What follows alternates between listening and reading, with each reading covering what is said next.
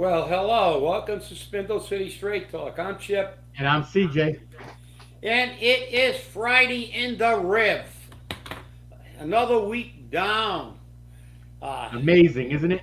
yeah, and more chaos throughout the world. So I know But you got some. what was interesting was I noticed today, of course, because Alan, he just loves to post pictures of everything he's at, everything he does. So he had a fundraiser at the Fall River Country Club, and he thanked them for all their service and whatnot. They were paid to provide it, so they did a good job. That's wonderful. But my problem is this: he has not had competition for several years, for several terms, and he's raising money.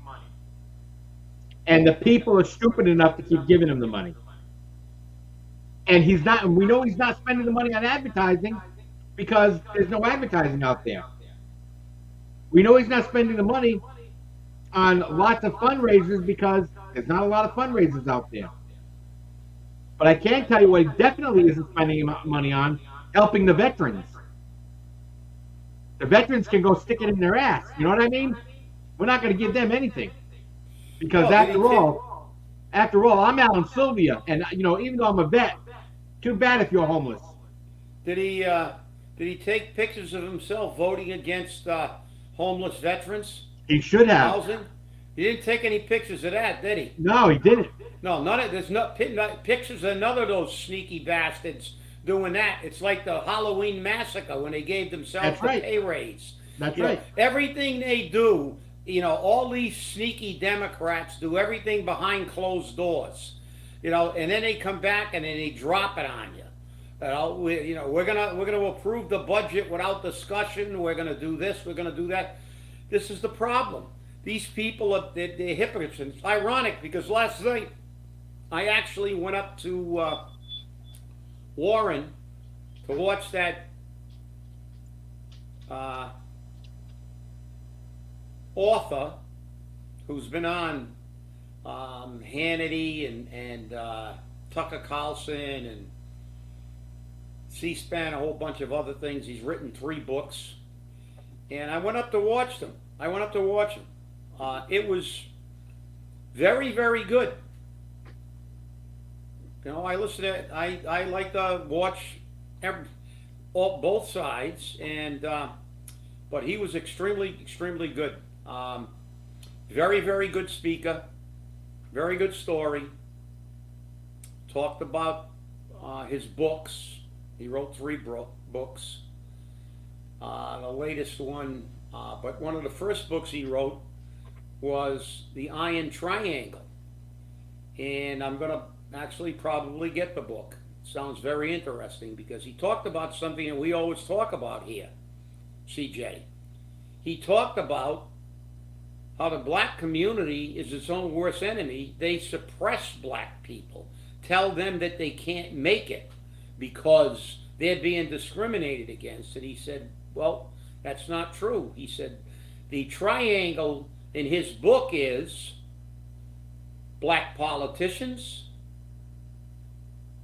black pastors, and black businessmen who are all making money by keeping them down and telling them that they need their help. And guess what? One of the cities he talked about was a classic example, what we always talk about, Baltimore. Baltimore, one of the biggest pits in the world, a city that was once beautiful, but has been controlled, totally controlled by black politicians for the last 75 years. And it's got progressively worse. And that's a travesty because they're taking advantage of their own people. But then again, it's not unique. Just look at Fall River. Doesn't matter.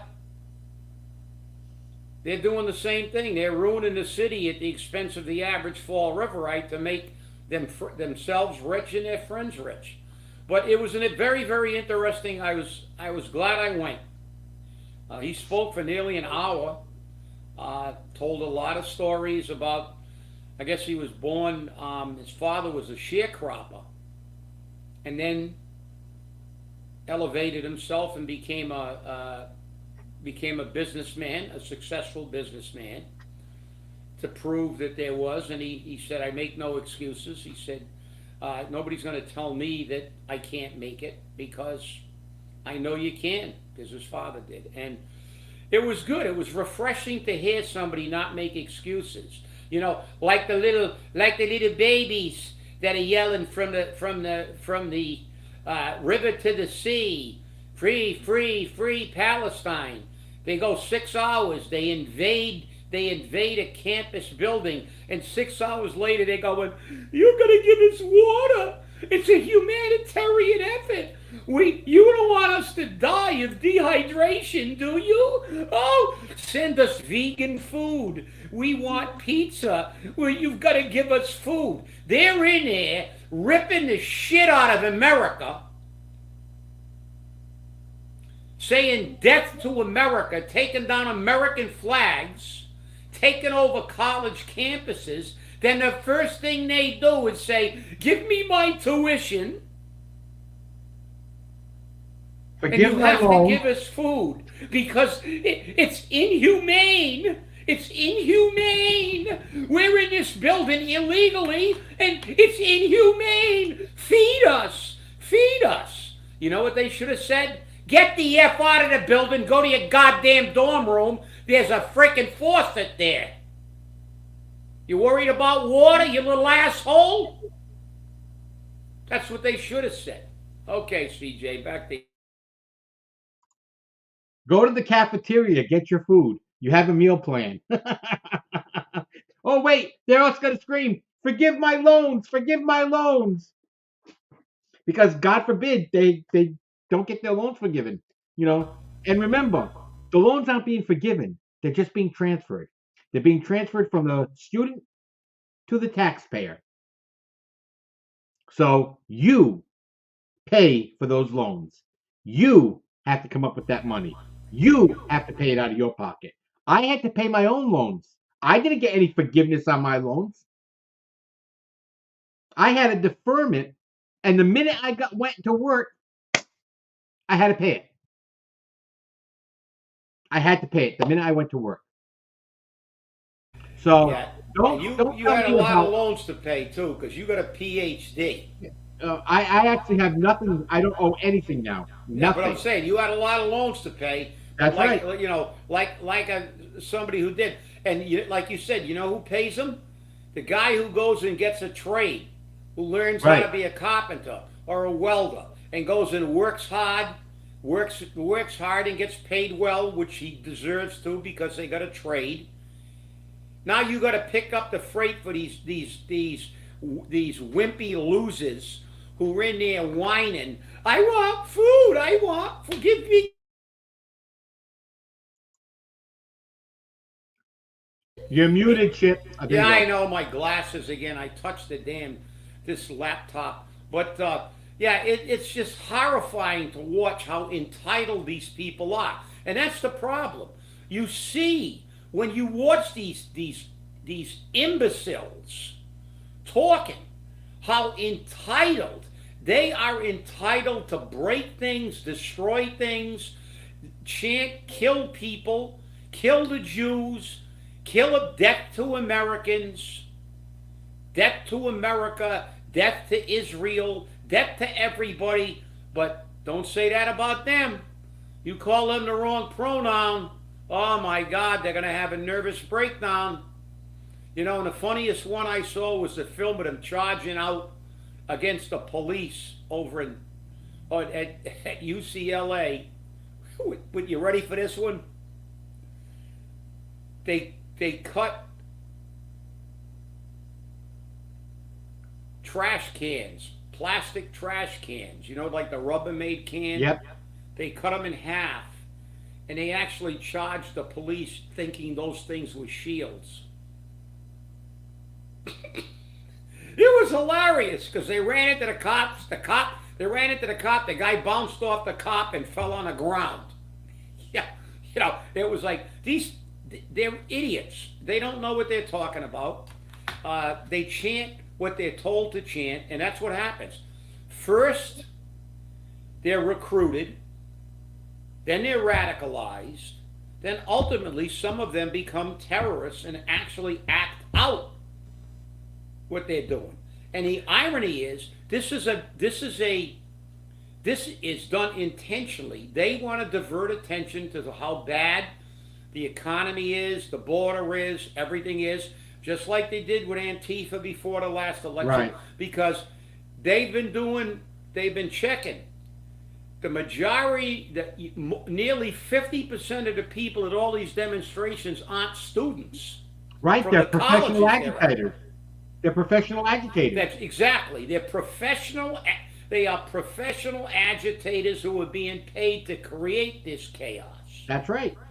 And what is our oatmeal bag in chief Biden say? He finally got on the air because he knows they're losing it. I mean, 71% of the people don't believe he's handling anything well, especially over there. He got on there and he said, "Oh yeah, they shouldn't be. The Jewish students should be able to go, and we shouldn't have any anti-Semitism. But oh yeah, we should also not have any Islamophobia. Where have you seen any Islamophobia at these demonstrations? These people are bullying and badgering everybody,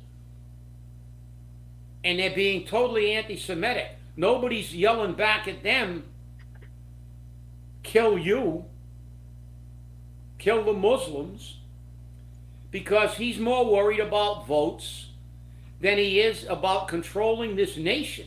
This nation is falling apart. It's falling apart.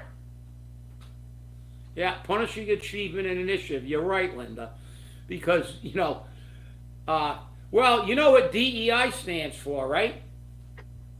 CJ? You'll tell us. Well, they say it stands for diversity, equity, and inclusion. Correct.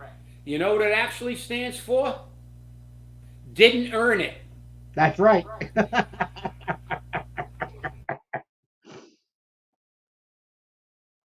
Very true. Very true.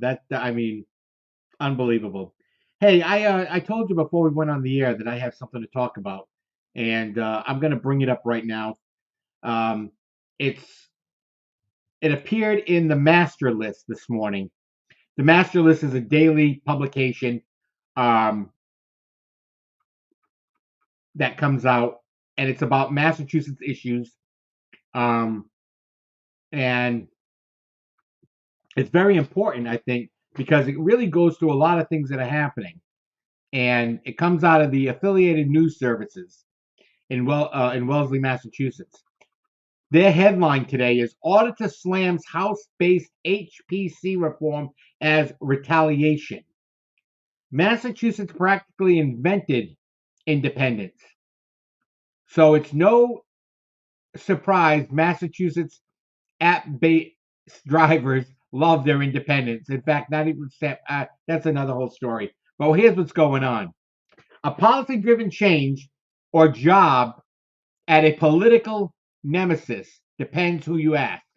Language included in the wide-reaching healthcare reform bill released by the Committee on Healthcare Financing this week would renovate the Health Policy Commission board, part of the effort that the House Speaker Ron Mariano and others back to give the commission greater regulatory might.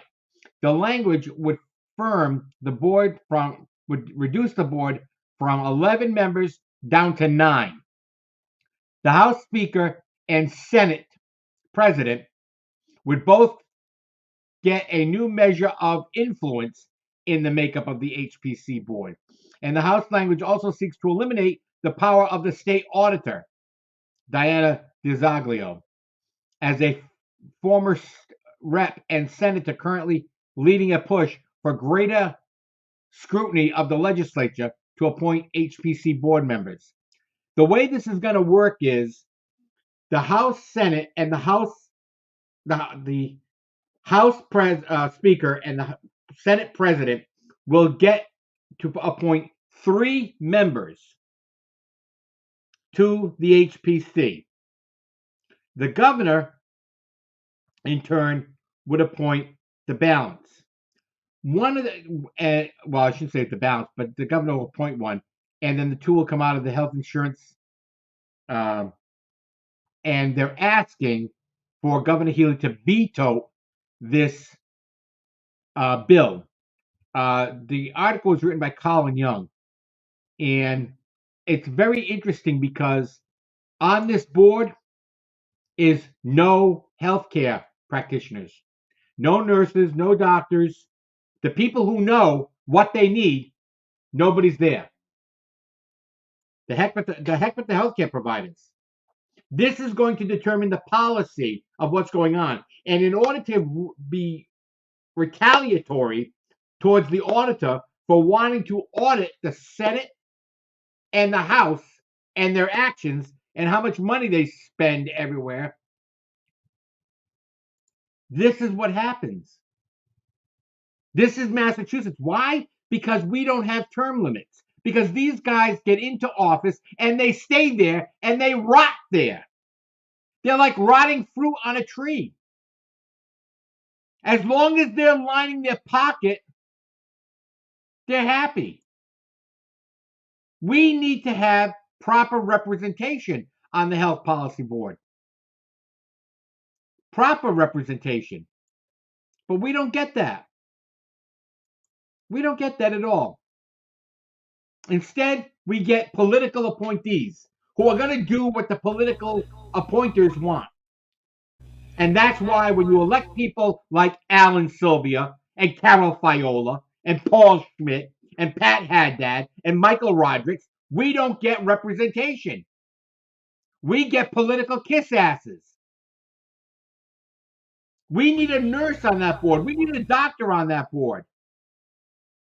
We need people who make the decisions know what healthcare needs, instead of it just being the bottom line of the bottom line.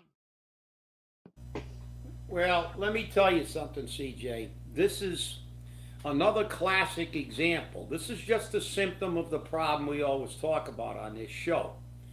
What is this an example of?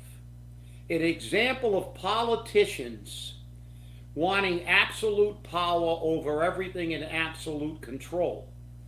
Now, every one of these people who were involved in this is doing the exact opposite of the oath they swore, which is to be our agents and substitutes and accountable to us.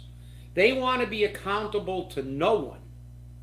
They want to appoint everybody on the board so they can put their political allies in and get anything they want and do anything they want with the medical issues, which is obviously important. But that happens with everything. Look at our charter.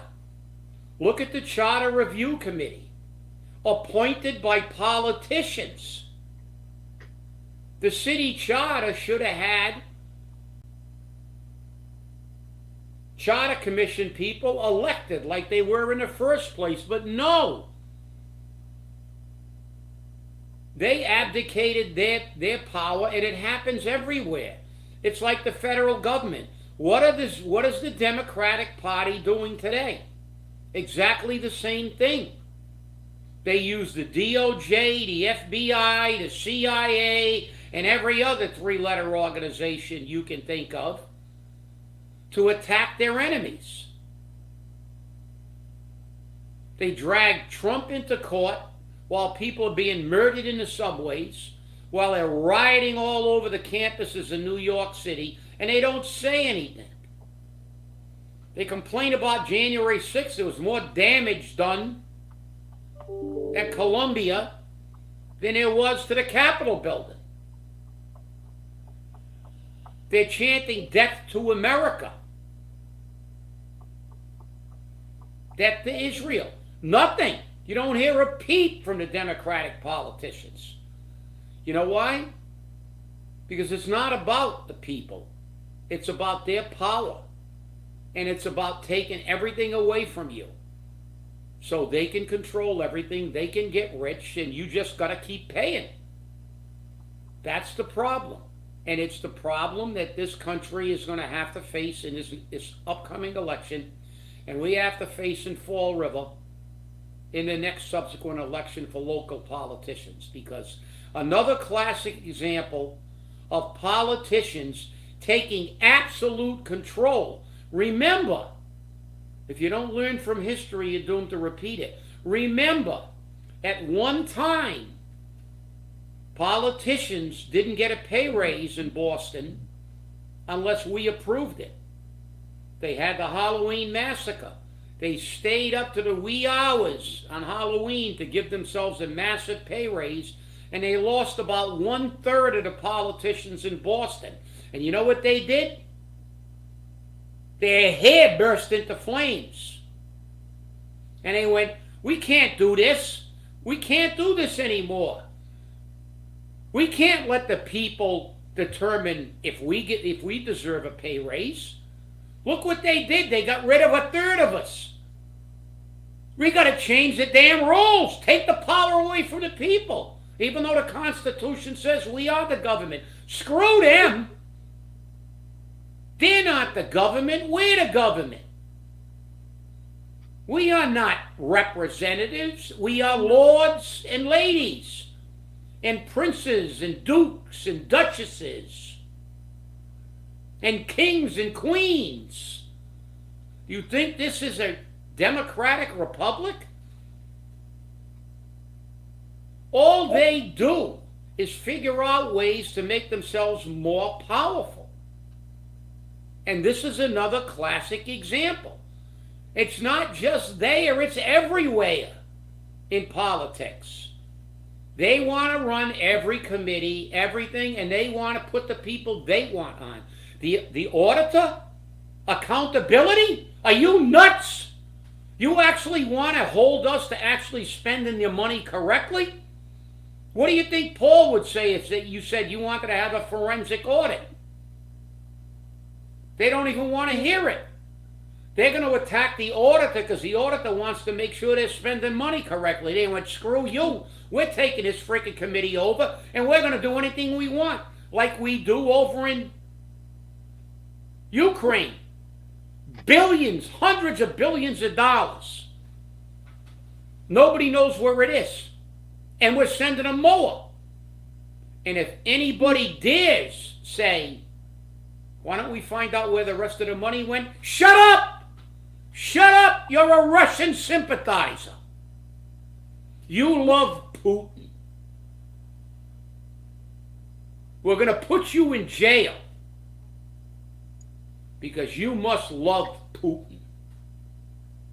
The fact that we pissed away tens of billions of dollars of your money, giving it to the most corrupt country in Europe. By the way, I saw a movie that's about 10 years old, and they were talking about the corruptness of Ukraine in that movie.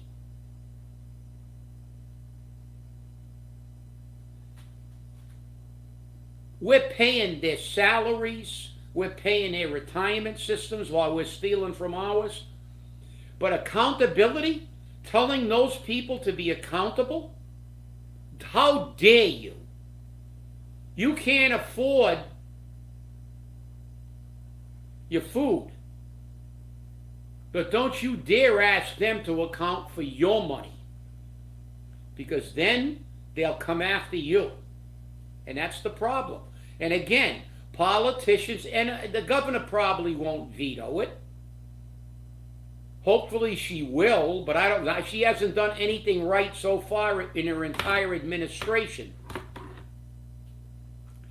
You know, and like I said, what do? They're all hypocrites. Then the next day they're running a fundraiser and people are kissing their asses.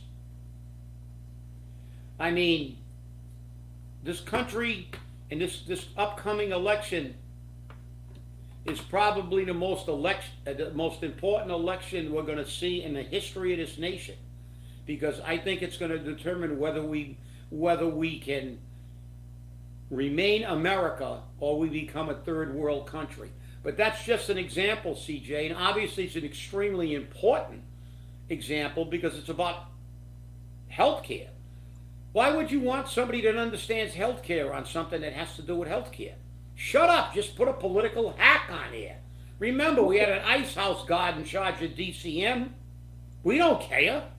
We don't care what their qualifications are. We had a guy that spent his entire life in retirement. You want to hire him? No, shut up. Let's let the mayor appoint everybody. Let's let the reps and who's doing it? The biggest crooks of them all, the top of the food chain. Who's going to do this? The president and his Senate and his Speaker of the House. The two biggest criminals. And like I said, you get the few Republicans you have in the House to say, let's help veterans, and they go with the veterans. And it was funny because at that speech yesterday, I ran into a guy who was a Marine for 22 years, retired from the Marine Corps. And we had a long discussion because at the beginning of that, somebody mentioned about what our local representatives did voting against homeless vets. And we had a very long conversation. And he wasn't familiar with, he told me that he wasn't sure if Alan was a Marine. I don't know. I know Schmid was, but I thought Alan was a Marine too. So, because I kind of gave him a little, I told him, you better go talk to your fellow Marines over there. And he goes, oh, I don't know if Alan Sylvia was a Marine. I said, well, I don't know either. I said, but I think he is a veteran. I said, so. I always thought he said he was a Marine, but I know. I thought he said he was a Marine as well. Yeah, but I know Schmid's a Marine because I saw he had a Marine emblem on his lapel one time. Right. When I had a meeting and he was at the meeting. But I'm not sure about Alan, but it's irrelevant. I don't care what military branch you're in, or if you weren't in a military branch. And you know what that 22-year veteran of the Marine Corps who went all over the world was in Beirut? Right before they bombed the barracks. He was supposed to be in the barracks, but he was on another deployment at the time, and they got there late after, they bombed that barracks in Beirut many years ago. But he was appalled by these things, and he said, how can they do this to their own? How can they do this to veterans? And I told him, I said, no, I agree. I always said that every street, every school should be named after somebody who was killed in action fighting for this country. But they just flat don't care. This is all about power for them. They come over, you go kiss their ring. What you should be is throwing freaking eggs at them when you see them. Rotten eggs. What you should be doing, ironically enough, but peacefully and without masks. Don't pull the cowardly pro-Hamas protesters with their keefers wrapped around. You can't see, all you can see is their eyes. They wear masks and everything else because they don't want to be seen. Look them in the eye. Don't go kiss their ring. Tell them, how dare you vote not to give veterans who are homeless. And if they've got drug issues, if they've got mental issues, that's more reason to give them a place to live. It's not an excuse not to give them a place to live, and that's exactly what that individual told me. Right. And this is the thing about these people. No matter how many times we tell you to get your ass out to vote, these people hate you. You are nothing more than a subhuman species that just can give them money and kiss their rings. And that's what we are to them. Chip, we got a comment from somebody going by the name of the Borg, Resistance is Futile, who asks, who was the name of the speaker? Do you know the name of the speaker offhand? Do you remember it? Yeah, I want to make sure I get his last name right, but I will look it up right now. His name was I'll look it up quickly. Hang on a second here. It won't take me a second, I don't think. Yeah, I wanted to make sure I got his last name right. His name is Vince Ellison. Ellison. He's written 3 books. The Iron Triangle, 25 Lies, and Crime Incorporated. He's also got stuff on YouTube. He's got a podcast. He's been on numerous shows. He was on Newsmax, Tucker Carlson, Hannity. He's appeared on a lot of things, especially when he wrote the book, The Iron Triangle. So, yeah, so you can look him up. I guess he obviously he's a very well-known,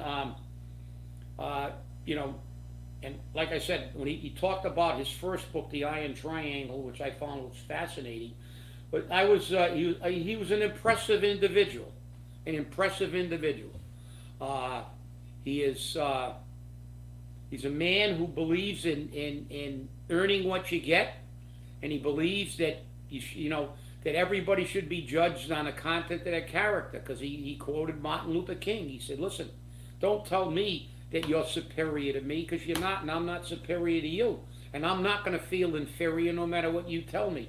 He was an extremely, extremely good speaker, and I was really glad I went. I was really glad I went, and again. Well, Chip, the Borg also wanted you to know that they desecrated the George Washington statue at George Washington University. Well, of course, that's all they know how to do. Tear down institutions. Listen. You don't have to, and I mean, and that's the key. The key is they tear down, they desecrate George Washington, they tear our flag down, and the next thing out of their mealy mouths is give us food, pay our tuition, and keep letting us live like entitled little brats. But we hate America. Do you anybody in their right mind thinks you could get away with this shit in Iran? Go over there and desecrate a statue of the Ayatollah or one of the mullahs. They'll chop your freaking head off. You know how long these riots would last over there? Look at Syria. Assad gassed his own people. These are the people that they're freaking saying are being persecuted. People who cut off babies' heads, raped women, burned people alive.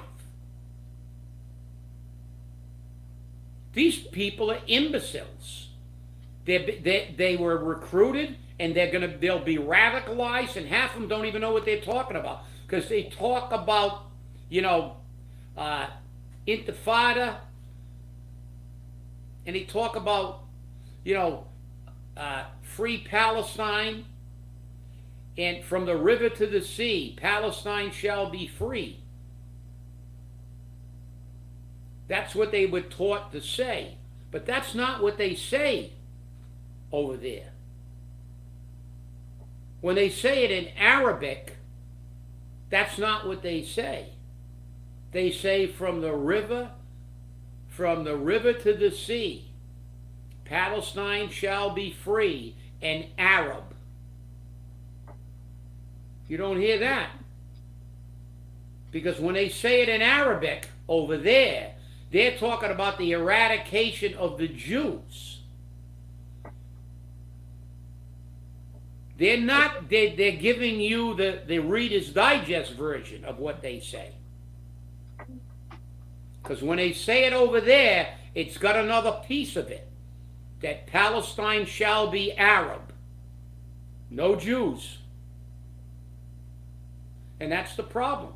We got these lemmings in college, rich, entitled little brats who never had to earn anything in their life, and they proved it again.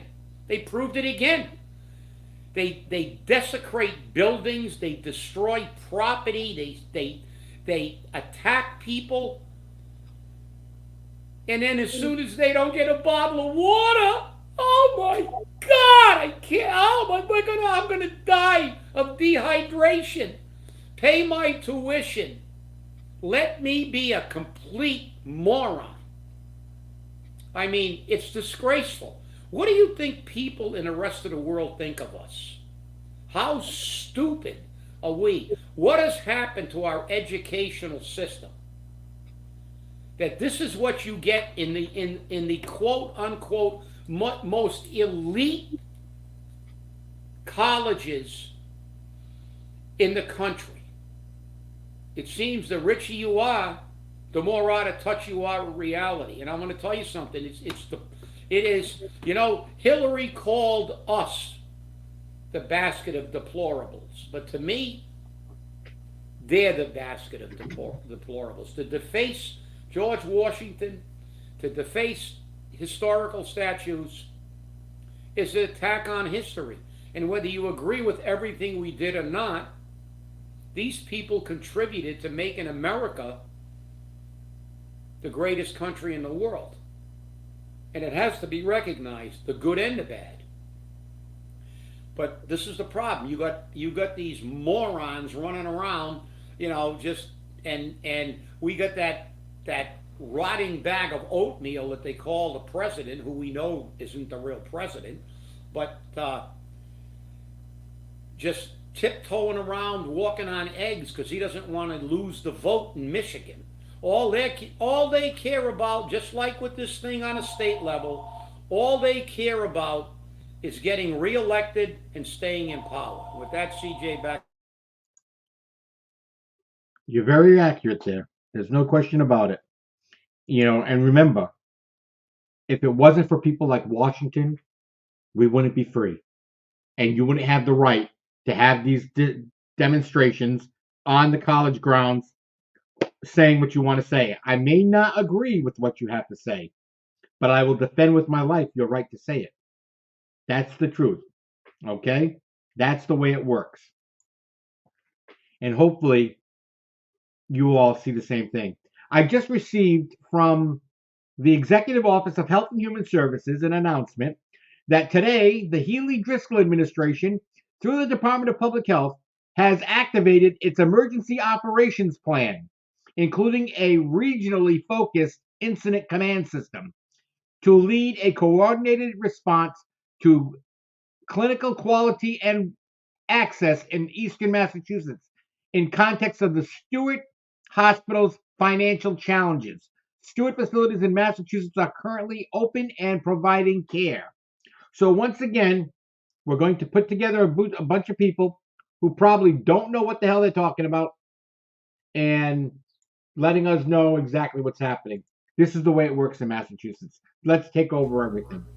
That's what they do. Listen, give it to the politicians because they got such a great track record of fixing everything. Oh, I know. Like the MBTA. But listen, before we go off, I got to tell everybody get clap for CJ. He has had a very prestigious title bestowed upon him. He is now, give everybody a title. I am now a distinguished Toastmaster. Distinguished Toastmaster. So everybody give CJ some kudos. I'm going to give him a hand. Congratulations on your esteemed distinguishedness.